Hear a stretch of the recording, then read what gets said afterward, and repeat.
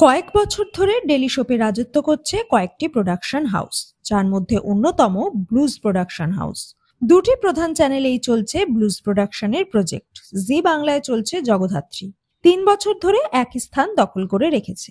Star জলসায় শেষ হয়েছে গীতা এলএলবি। আগামী 17ই নভেম্বর থেকে আসবে ব্লুজের প্রফেসর বিদ্যা ব্যানার্জি। যদিও সিরিয়ালের প্রথম প্রোমো দেখে দর্শকদের মনে হয়েছিল বিদ্যা জগদ্ধাত্রী এবং গীতার মিশ্রণ। আবার কারোর মতে স্টার জলসার 8:30টা স্লট একদম সৌভাগ্যের নয়। দেখা যাক কি আছে বিদ্যার ভাগ্যে। এর মধ্যেই কানাঘুষো শোনা যাচ্ছে জি বাংলাতেও আসছে একই প্রোডাকশন হাউসের আরেকটি সিরিয়াল। বেশ করেছি প্রেম করেছি জি বাংলার পাইপলাইনে আছে আরো একটি নতুন সিরিয়াল, তারে ধরি ধরি মনে করি, যার মাধ্যমে ছোট পর্দায় ফিরছেন পল্লবী শর্মা এবং বিশ্বরূপ। মাসখানেক হলো প্রোমো দেখানো হলেও সময় এখনো ঘোষণা করেনি চ্যানেল।